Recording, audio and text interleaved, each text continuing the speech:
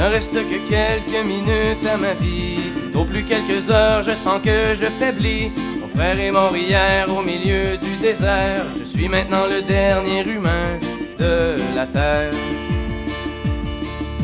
On m'a décrit jadis quand j'étais un enfant ce qu'avait l'air le monde il y a très très longtemps, quand vivaient les parents de mon arrière-grand-père et qu'il tombait encore de la neige en hiver. En ces temps on vivait au rythme des saisons et la fin des étés apportait la moisson. Une eau pure et limpide coulait dans les ruisseaux où venaient s'abreuver chevreuils, orignaux.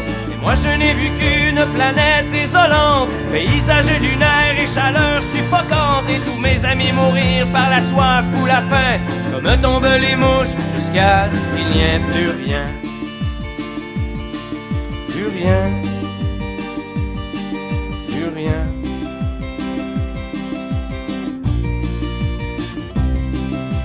Il ne reste que quelques minutes à ma vie. Au plus quelques heures, je sens que je faiblis. Mon frère est mort hier au milieu du désert. Je suis maintenant le dernier humain de la terre. Ça a commencé il y a plusieurs années, alors que mes ancêtres étaient obnubilés par des bouts de papier que l'on appelait argent, qui rendaient certains hommes vraiment riches et puissants. Et ces nouveaux dieux, ne reculant devant rien, étaient prêts à tout pour arriver à leur fin. Pour s'enrichir encore, ils ont rasé la terre, pollué l'air ambiant et tari les rivières.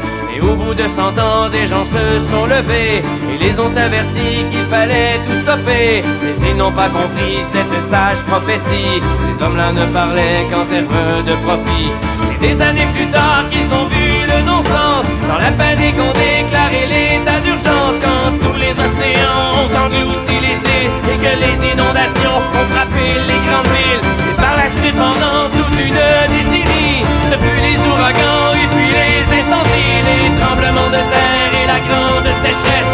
Partout sur les visages on lisait la détresse. Les gens ont dû se battre contre les pandémies, décimés par millions par d'atroces maladies. Puis les autres sont morts par la soif ou la faim, comme tombent les mouches, jusqu'à ce qu'il n'y ait plus rien. Plus rien. Plus rien.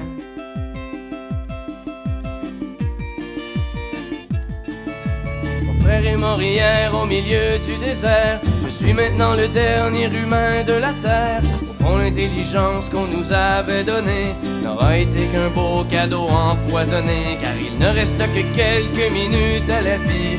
Tout au plus quelques heures, je sens que je faiblis. Je ne peux plus marcher, j'ai peine à respirer. Adieu l'humanité, adieu l'humanité.